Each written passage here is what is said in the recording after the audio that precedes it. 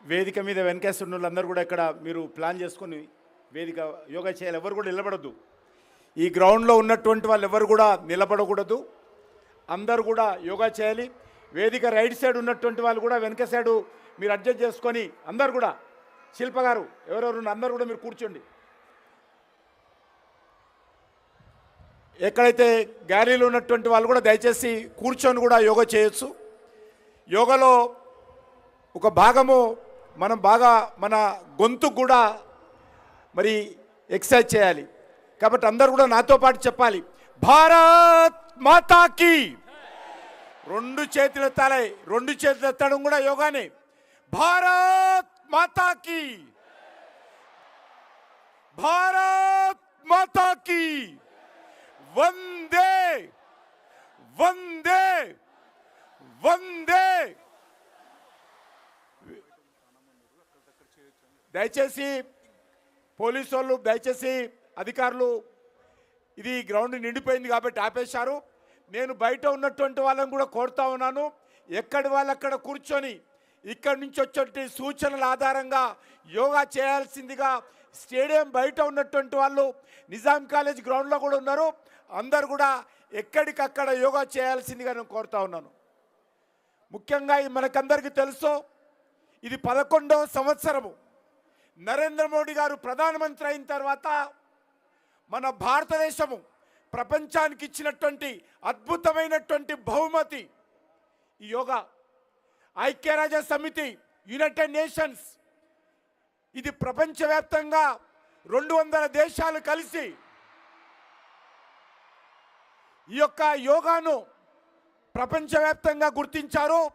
ఈరోజు నరేంద్ర మోడీ గారి నాయకత్వంలో యావత్ ప్రపంచంలో ఉన్నటువంటి 200 దేశాలు, ఆ దేశాధినేతలు, ఆ దేశాల ప్రభుత్వాల ఆధ్వర్యంలో మన భారతదేశంలో పుట్టినటువంటి యోగాను ప్రపంచమంతా ఈరోజు ఆచరిస్తున్నారంటే, గుర్తించారంటే, ఇది ప్రతి భారతీయుడు 140 కోట్ల మంది ప్రజలు గర్వించాల్సినటువంటి అంశమని మనం చేస్తా ఉన్నాను.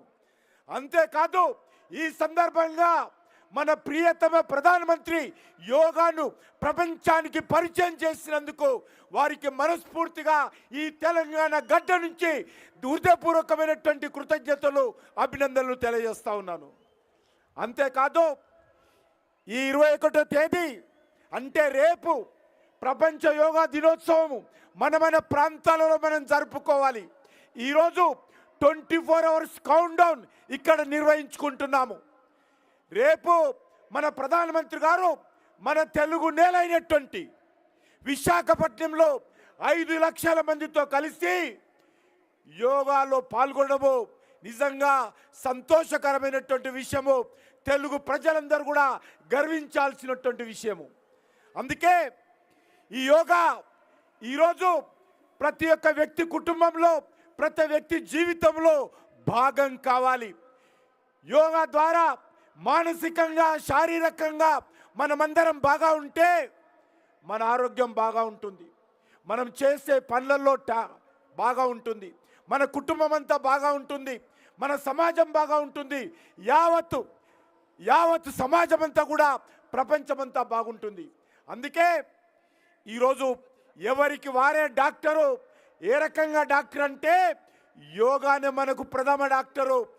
ఏ సర్వరోగ నివారిణి యోగా. కాబట్టి అందరూ కూడా, నేను విద్యార్థులను కోరుతా ఉన్నాను, యువకులను కోరుతా ఉన్నాను, ప్రొఫెషనల్స్ కోరుతా ఉన్నాను, ఉద్యోగస్తులను కోరుతా ఉన్నాను, సామాజిక కార్యకర్తలను కోరుతా ఉన్నాను. మీరు యోగా పాటించినట్టయితే మీ జీవితంలో మెరుగైనటువంటి ఫలితాలు వస్తాయి. దాన్ని ఆచరించాల్సిందిగా మీ అందరూ కోరుకుంటూ, ఇప్పుడు మన రాష్ట్ర గవర్నర్ గారు మనల్ని మార్గదర్శనం చేసిన తర్వాత అందరము వారి సందేశం అయిన తర్వాత ఎక్కడికక్కడ మనమందరం కూడా అతిథులతో సహా మనమందరం యోగా చేద్దాము. వారు మాట్లాడిన తర్వాత యోగా కార్యక్రమం కొనసాగుతుంది. ఆ తర్వాత జాతీయ గీతంతో కార్యక్రమం పూర్తవుతుంది. కాబట్టి అందరూ కూడా ఆ దిశలో సహకరించాల్సిందిగా కోరుకుంటూ, వాలంటీర్స్ అందరూ కూడా యోగా చేయించాల్సిందిగా ఈ యొక్క డెమోన్స్ట్రేషన్ ప్రారంభమైన తర్వాత ఎక్కడికక్కడ యోగా చేయాల్సిందిగా కోరుకుంటూ సెలవు తీసుకుంటున్నాను. ఈ సందర్భంగా యోగా సంఘాలకు, విద్యా సంస్థలకు, వివిధ కేంద్ర ప్రభుత్వ రాష్ట్ర ప్రభుత్వ వివిధ డిపార్ట్మెంట్స్కు అధికారులకు వేదిక మీద ఉన్నటువంటి గౌరవ పెద్దలందరూ కూడా ధన్యవాదాలు తెలియజేస్తూ సెలవు తీసుకుంటున్నాను. భారత్ మాతాకి, భారత్ మాతాకి వందే వందే. జై హింద్.